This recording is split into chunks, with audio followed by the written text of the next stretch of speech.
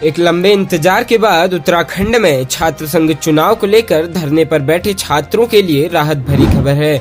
प्रदेश में छात्र संघ चुनाव 24 दिसंबर को होंगे। कुमाऊं विश्वविद्यालय, अल्मोड़ा विश्वविद्यालय व अन्य विश्वविद्यालयों के कुलपतियों की कमेटी की बैठक में यह निर्णय लिया गया है। अब पूरे प्रदेश में छात्र संघ चुनाव 24 दिसंबर को होंगे। इसके लिए शासन ने कुमाऊं विश्वविद्यालय के कुलपति को पत्र भेजकर सूचित किया है और छात्रों द्वारा किए जा रहे धरना प्रदर्शन को स्थगित करने को भी कहा है। छात्र संघ चुनाव को लेकर छात्रों ने पिछले कई दिनों से कुमाऊं विश्वविद्यालय के प्रशासनिक भवन में आंदोलन किया था। उन्होंने कहा कि जब तक छात्र संघ चुनाव की तिथि घोषित नहीं की जाती तब तक उनका आंदोलन जारी रहेगा। वहीं अब चुनाव की तिथि घोषित हो जाने के बाद छात्रों में भी राहत देखी जा रही है।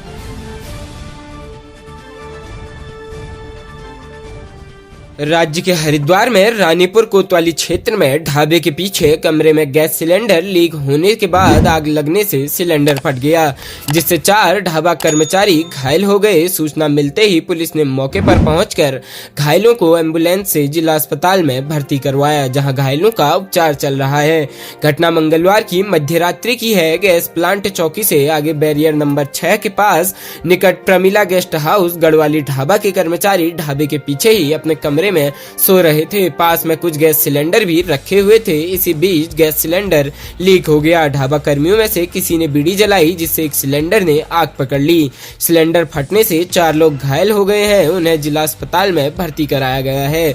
रानीपुर कोतवाली प्रभारी रमेश तंवर ने बताया कि सिलेंडर फटने से 4 ढाबा कर्मचारी घायल हुए हैं, जिनकी हालत ठीक है।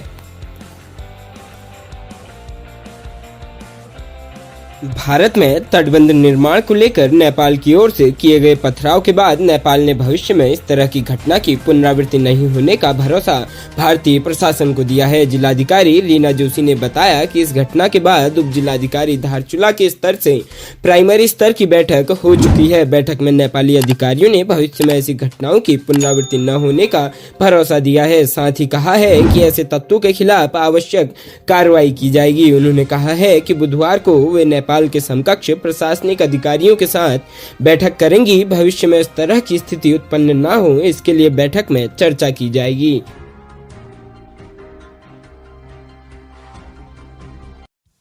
देश के प्रधानमंत्री नरेंद्र मोदी अक्सर उत्तराखंड के दौरे पर आते जाते रहते हैं और प्रदेश को बड़ी सौगात देकर जाते हैं। एक बार फिर प्रधानमंत्री नरेंद्र मोदी उत्तराखंड आ सकते हैं। इस बार प्रधानमंत्री चीन बॉर्डर के नजदीक पिथौरागढ़ में नारायण आश्रम पहुंचने वाले हैं।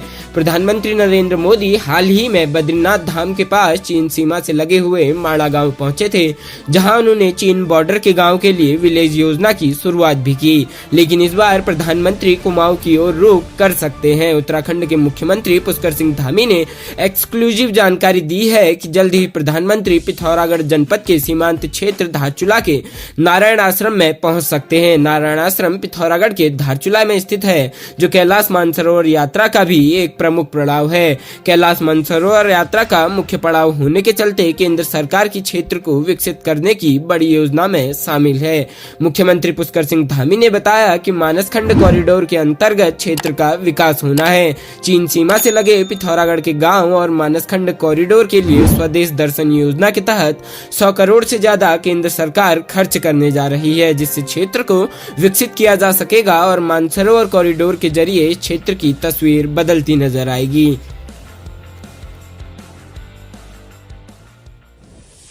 उत्तराखंड हाईकोर्ट ने फेसबुक पर लोगों की फर्जी आईडी बनाकर उनकी फेक अश्लील वीडियो के जरिए लाखों रुपए की ठगी करने के मामले में दायर जनहित याचिका पर सुनवाई की। मामले को सुनने के बाद मुख्य न्यायाधीश विपिन सांघी एवं न्यायमूर्ति आरसी खुलबे की खंडपीठ ने फेसबुक द्वारा जवाब पेश नहीं करने पर 50,000 का जुर्माना लगाया है। कोर्ट ने फेसबुक से 16 फरवरी तक दोबारा जवाब पेश करने को कहा है। पूर्व में कोर्ट ने फेसबुक से 8 सितंबर 2021 को 3 सप्ताह में जवाब पेश करने को कहा था। मामले की अगली सुनवाई 16 फरवरी को होगी। मामले के अनुसार हरिद्वार निवासी आलोक कुमार ने जनहित याचिका दायर कर कहा है कि वे इस मामले में स्वयं भी पीड़ित हैं।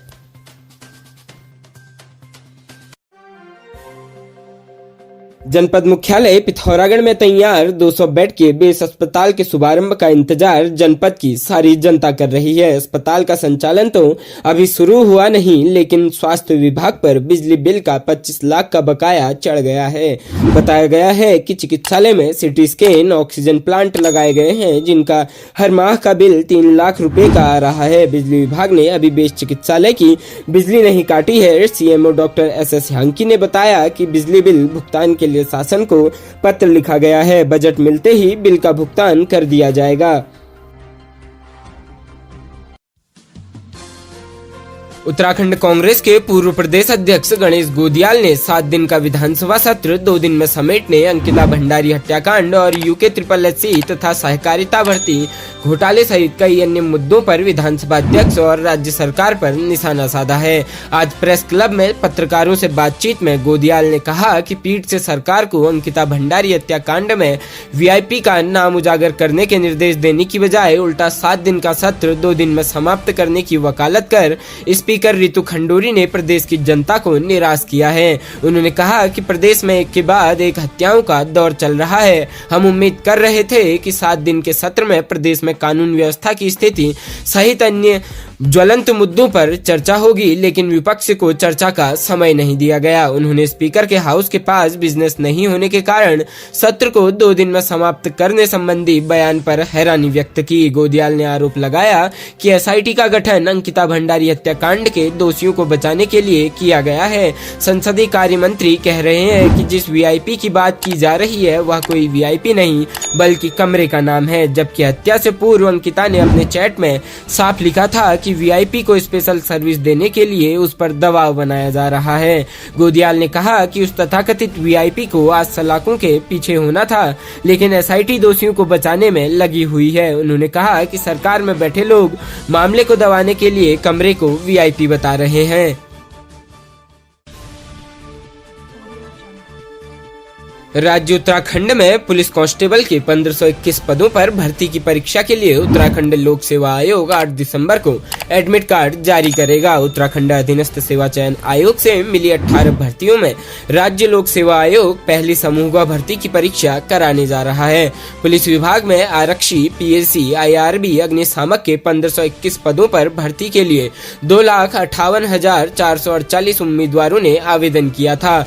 इनमें से 1,80,005 उम्मीदवारों ने शारीरिक दक्षता परीक्षा दी थी, जिनमें से 1,30,445 उम्मीदवार पास हुए थे। इस बीच यह भर्ती UK SSC से राज्य लोक सेवा आयोग को मिल गई। राज्य लोक सेवा आयोग ने इसकी तिथि 18 दिसंबर तय की थी। आयोग के सचिव GS रावत ने बताया कि परीक्षा के लिए एडमिट कार्ड 8 दिसंबर को जारी होंगे।